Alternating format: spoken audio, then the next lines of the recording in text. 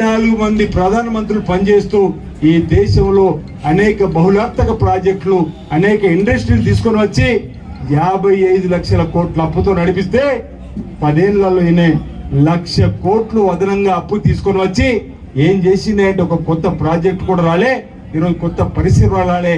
ఆనాడు మనం తీసుకొచ్చినటువంటి పరిశ్రమలు ప్రైవేట్ పరం చేస్తుండ్రు, ఆ రోజు మనం తీసుకొచ్చిన ఎయిర్పోర్ట్లను ప్రైవేట్ పరం చేస్తుండ్రు, ఆ రోజు తీసుకొచ్చిన మన నెవీలను కూడా ఈరోజు ప్రైవేట్ పరం చేస్తుండు. తెలంగాణలో ఒక జాతీయ హోదా కూడా ప్రాజెక్ట్ ఇవ్వని ఈ ప్రభుత్వం రావాలని చెప్పని ఈరోజు మనం ప్రజలలోకి భారతీయ జనతా పార్టీ వైఫల్యాన్ని చెబుతూ ముందుకు పోల్సిన అవసరం ఉందని మాట చెప్తా ఉన్నా. నిత్యావసర ధరల వస్తువులు ఆకాశాన్ని అంటినాయి. ఈరోజు మన తెలంగాణలో రాష్ట్ర ప్రభుత్వం వచ్చేటప్పుడు ఆనాడు మనం మాట ఇచ్చినాం, 2014 ఉన్న సిలిండర్ ధర 470 రూపాయలు ఏతుందో అదే ధర కల్పిస్తామన్నాం. 500 రూపాయలు సిలిండర్ ఇస్తున్నాం. ఈ రోజు ఈ అంశాన్ని కూడా ప్రజలకు చెప్పే కార్యక్రమం.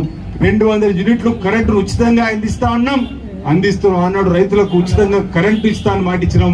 రాజశేఖర్ గారు ముఖ్యమంత్రి మొదటి సంతకం పెట్టి గ్రామాల్లో రైతులకు ఈ రోజు ఉచిత విద్యుత్ ఇవ్వడం కాకుండా గృహ అవసరాలకు పేదలకు కూడా 95% పల్లెలలో పేదల ఇంటికి ఈరోజు కరెంట్ ఉచితంగా ఇస్తున్న సందర్భం.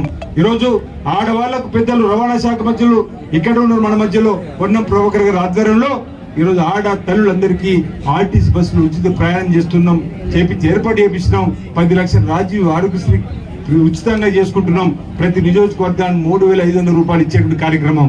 ఈరోజు వాళ్ళు మాట్లాడితే ప్రతి ఇంటికి 100% బాత్రూమ్ నిర్మాణం పూర్తయిందని చెప్తున్నారు.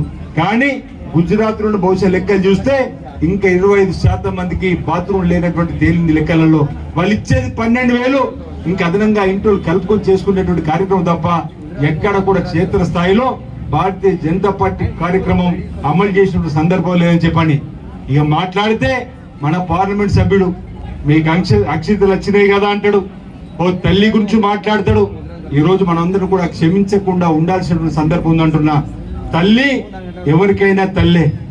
ఆ తల్లిని కించపరిచినటువంటి ఆయనకు ఈ లోకసభ ఎన్నికల్లో ఓటమి చెందించే విధంగా ప్రతి ఒక్క కాంగ్రెస్ పార్టీ కార్యకర్త నాయకుడు కృషి కలిపి ప్రజలను చైతన్యవంతం చేయవలసిన అవసరం ఉందని మాట్లాడుతున్నా.